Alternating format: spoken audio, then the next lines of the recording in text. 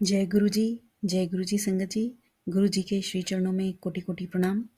संगत जी, मेरा एक काम था जो बहुत दिनों से अटका हुआ था।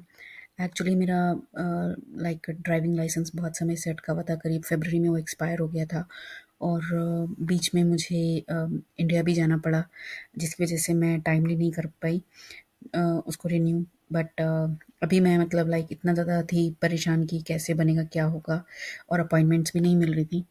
तो मेरा मतलब गुरुजी ने इतना काम आसान कर दिया। मुझे कल ही मैसेज आया था कि अब तेरे सारे रुके काम बन जाएँगे, ऐसा करके आया था। पंजाबी में लिखा हुआ था एंड मैं लास्ट लास्ट वीक भी गई थी वॉक इन करने के लिए कि बन जाए कुछ, बट मतलब नहीं बना। और मैं परेशान हो गई थी कि पता नहीं बनेगा नहीं बनेगा, दोबारा टेस्ट देना पड़ेगा, because I didn't want to give a test again, because मेरे 2 एक्सीडेंट हुए थे और मुझे उसके बाद से मतलब बहुत ज़्यादा डर लग गया है गाड़ी को उठाने में। बट क्योंकि हम अभी यूएस में, तो आपका एक आईडी प्रूफ रहता है, license is very important. Although आप मैं उसको सच कहूँ तो मैं ड्राइविंग के लिए इतना यूज़ नहीं करती जितना मैं उसको अपने एज अ आईडी यूज़ करती हूँ। तो मतलब that document is very important. But last week नहीं हुआ और करीब 6-7 महीने निकल चुकी हैं, तो आई थिंक 8 महीने निकल चुके हैं एक्सपायर्ड हुए। तो it was really very very difficult and next to impossible, I was thinking. But कल रात को मैसेज आया और आज दिन में मैं गई, मेरी अपॉइंटमेंट थी।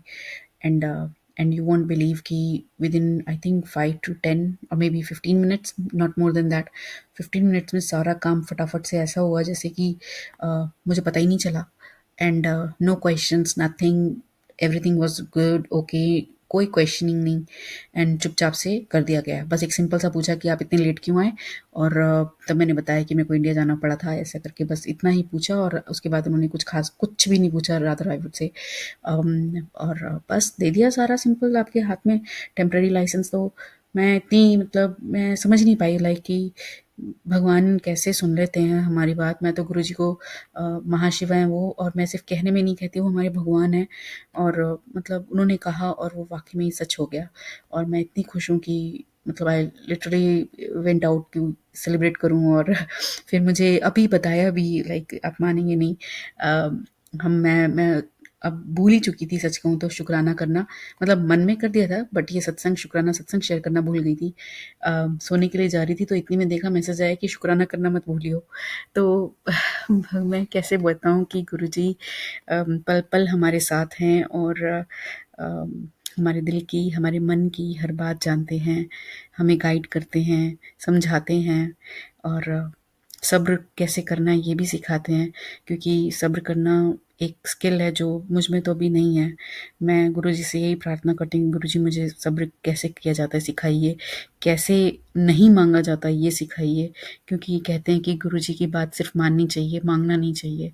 और मैं एक पल के लिए जॉब और ये सब चीज़ों को छोड़ सकती हूँ, मगर जो पर्सनली और इमोशनली अगर अपहीवल्स जो आते हैं, आपके इमोशनल अपहीवल्स, उसमें कैसे सब्र किया जाए, उसमें कैसे अनवांटेड लोगों के साथ रहा जाए, और कैसे रिलेशनशिप्स जहाँ पर मतलब बहुत ही वर्स्ट रिलेशनशिप्स हैं उनको कैसे मतलब जीना है, क्योंकि आप हो तो जीना है, तो उसमें कैसे रहा जाए।